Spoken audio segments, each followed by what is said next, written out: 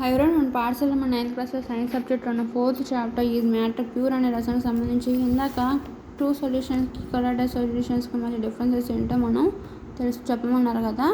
Okay, అదేంటో మనం ఇప్పుడు చూద్దాం.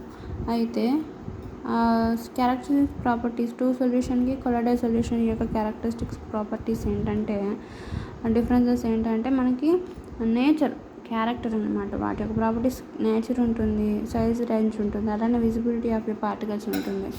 ఓకే, అలానే డిఫ్యూజిబిలిటీ ఉంటుంది, పెరిట్రబిలిటీ ఉంటుంది, కలర్ ఆఫ్ సొల్యూషన్ ఉంటుంది, టిండాల్ ఎఫెక్ట్ ఉంటుంది, అపియరెన్స్ ఉంటుంది.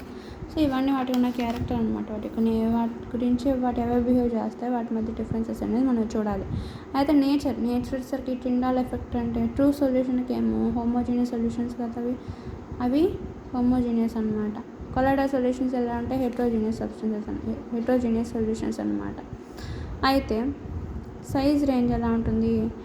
ఈ homogeneous substance particles are less than 10⁻⁹ centimeters in diameter. Okay, 10⁻⁹ nanometres centimetre diameter ఉంటాయి అనమాట. దానికన్నా తక్కువ డయామీటర్ ఉంటాయి. కానీ కొలాయిడల్లో ఆ పార్టికల్స్ యొక్క రేంజ్ ఎలా ఉంటుందంటే particles are in between 10⁻⁹ to 10⁻⁹ centimeters in diameter. Okay, అంటే ఇవి హోమోజీనియస్ సబ్స్టెన్స్ కన్నా చిన్నవి, అంత చిన్నవి కాదు, అలాంటి సస్పెన్షన్స్ లాగంతా పెద్దవి కాదనమాట. రెండింటికి మధ్యస్థంగా ఉంటాయి అన్నమాట కొలాయిడల్ పార్టికల్స్ యొక్క సైజు.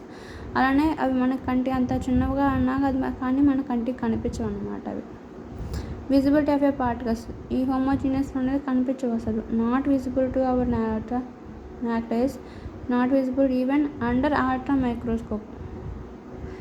అల్ట్రా మైక్రోస్కోప్లో చూసినా కానీ మనం ఆ పార్టికల్స్ మనం చూడలేము కళ్ళతో. ఓకే, కానీ ఇక్కడ అల్ట్రా మైక్రోస్కోప్ సహాయంతో చూడగలం అన్నమాట. So generally colloidal substance are visible under ultra microscope అనమాట.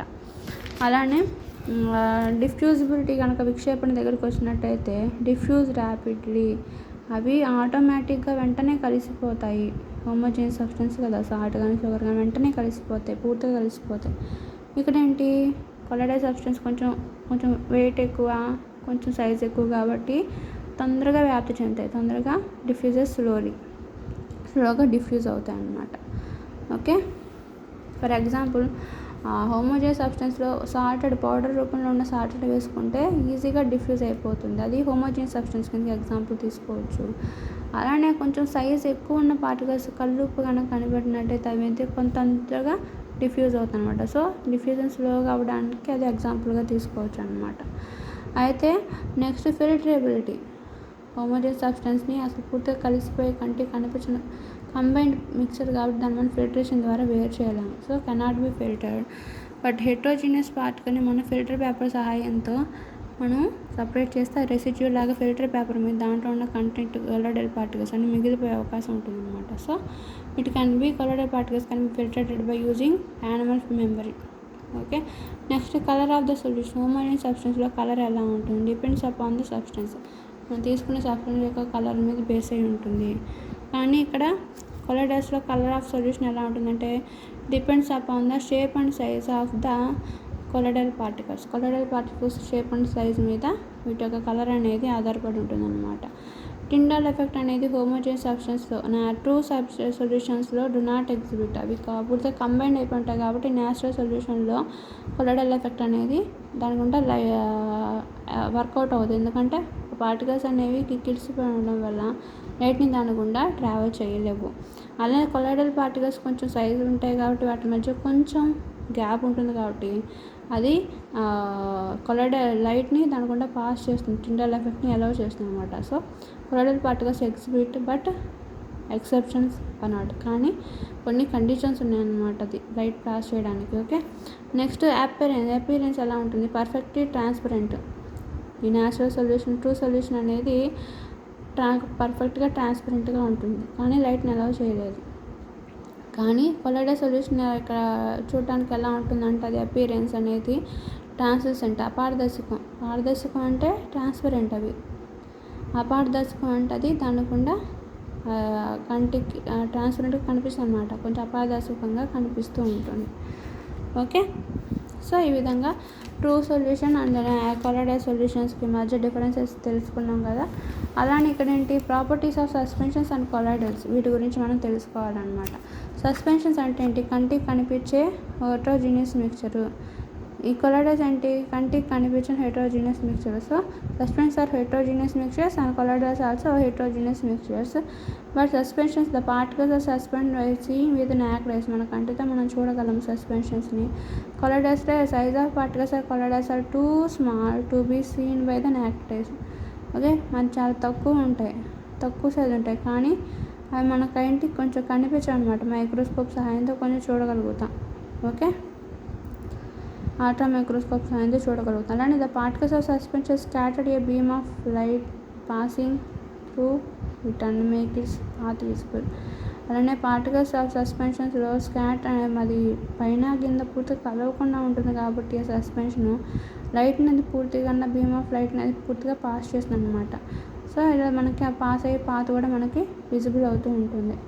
కానీ ఇక్కడ colloidals, the particles of colloidals being enough to scatter in the light passing through it which makes it path visible. ఇక్కడ పూర్తిగా ట్రాన్స్పరెంట్గా ఉండి కింద ఎక్కడో చోట రెసిడ్యూ ఉండడం వల్ల ఇది పూర్తిగా ఆ వాటర్ అనేది లైట్ని ట్రాన్స్ఫర్ చేసింది. ఎందుకంటే వాటర్ మాలిక్యూల్స్ ఎలా ఉంటాయి, వాటి మధ్య దూరం కొంచెం గ్యాప్లో ఉంటుంది కదా. సో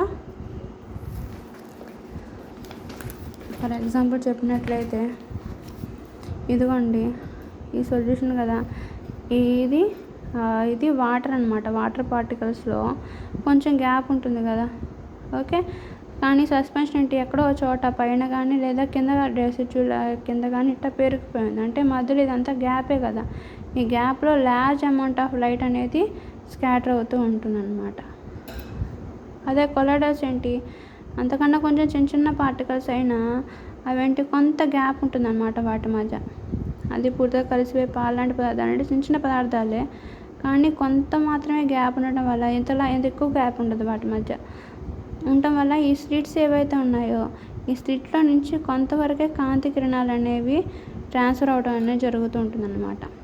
సో నేను నీట్గా రాయట్లేదు, అయితే ఇలా సన్నటి రంధ్రాల నుంచి మాత్రమే లైట్ అనేది ట్రాన్స్ఫర్ అవుతుంది అనమాట, స్కాటర్ అవుతుంది.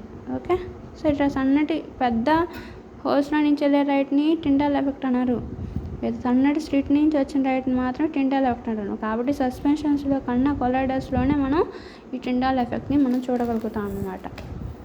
Okay, the solution settle down when the suspensions are keep undisturbed, then particles are settle down does not scatter light any more. Settle down it does not scatter light at. ఇలాంటి సస్పెన్షన్స్లో ఏమవుతాయంటే కొంతసేపు కథలో కొంచెం ఆ solution వచ్చినట్టయితే మట్టి కానీ ఏదైనా క్లే కానీ ఏదైనా వాటర్ ఉన్నప్పుడు అదంతా కింద డౌన్కి సెటిల్ అయిపోయి ఉంటుంది అనమాట. సో సెటిల్ అయిపోయిన పదార్థం నుంచి మనం లైట్ ట్రాన్స్ఫర్ చేయలేము. ఓకే, అలానే the particles are settle down, the colloidal left and undisturbed, the colloidal is quite stable. అలానే పార్టికల్స్ ఏంటి, ఇక్కడ రెసిడ్యూలా కింద సెటిల్ అవ్వదు. కొలాయిడల్స్ ఆర్ లెఫ్ట్ అండ్ ఒకవేళ దాన్ని డిస్టర్బ్ చేయకుండా వదిలేసినా కానీ ఇక్కడ కింద పదార్థం సెటిల్ అయినట్టు ఇక్కడ కొలాయిడల్ సబ్స్టెన్స్ అనేది సెటిల్ అవ్వదు అనమాట. So colloidal is quite stable, అది కొలాయిడల్ అనేది స్టేబుల్గానే ఉంటుంది. Suspense is unstable, the components can be separated from the mixture by the process. So ఇది సస్పెన్షన్ అన్స్టేబుల్గా ఉంటుంది అనమాట, స్థిరంగా ఉండదు. అది రెసిడ్యూ అనేది కొంతసేపు రెస్ట్లో ఉంటే అది కిందకు వచ్చేస్తుంది. సో అలాంటి సబ్స్టెన్స్ కాంపోనెంట్ కాబట్టి దాన్ని మనం ఫిల్టరేషన్ పద్ధతి ద్వారా ఏదైనా ఫిజికల్ ప్రాసెస్ ద్వారా మనం వాటిని సపరేట్ చేయగలం అనమాట. So suspension is unstable, the components can be separated from the mixtures by the process. కానీ ఇక్కడ components cannot be separated from the mixtures by the process of filtration or decantation. Filtration or dissentation, centrifugation technique is used in separation. కానీ కొలాయిడల్స్లో దాన్ని మనం filtration చేయడం కానీ వడపోయడం వల్ల కానీ డికంటేషన్ చేయడం వల్ల కానీ మనం వాటిలో పార్టికల్స్ సపరేట్ చేయలేం. పాలని అనుకోండి, వడగట్టి దాంట్లో particles fat content protein content separate అయిపోతుంది, అవ్వదు. లేదా ఫిల్టరేషన్ చేసి అనుకోండి, అవ్వదు. అలాంటప్పుడు కొలాయిడల్ సబ్స్టెన్స్ని ఎలా సపరేట్ చేస్తాం దాంట్లో ఉన్న కాంపోనెంట్స్ని అంటే దాన్ని మనం సెంట్రిఫ్యూగల్ ఫోర్స్ను ఉపయోగించి కేవలం చిలకడం వల్ల మాత్రమే మనం దాంట్లో ఉన్న కాంపోనెంట్స్ని సపరేట్ చేయగలుగుతాం. కేవలం చిలకడం వల్లే, పచ్చిపాలు చిలకడం వల్లే క్రీమ్ బయటకు వచ్చేస్తుంది.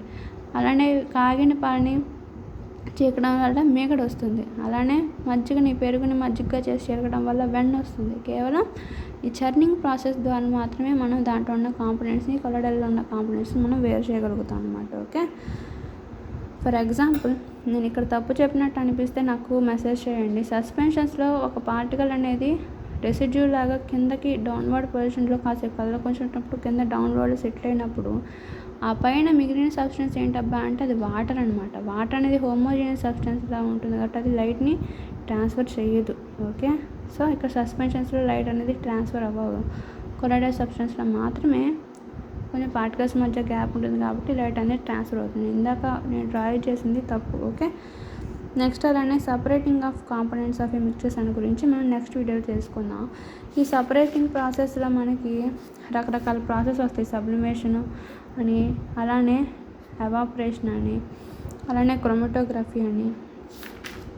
సో ఇలానే ఇమ్మిస్కబుల్ లిక్విడ్స్ని ఎలా సపరేట్ చేస్తారు, డిస్టిలేషన్ అంటే ఏంటి, వీటి గురించి మనం క్లియర్గా సపరేటింగ్ ప్రాసెస్ గురించి మనం నెక్స్ట్ వీడియోలో తెలుసుకున్నాం. Okay, thanks for watching my video. ఈ వీడియోస్ కనుక నచ్చినట్లయితే షేర్ చేయండి, లైక్ చేయండి. ఇంకా సైన్స్ సబ్జెక్ట్స్ వీడియోస్ కోసం కావాలంటే నా ఛానల్ సబ్స్క్రైబ్ చేయండి. Okay, thanks for watching video.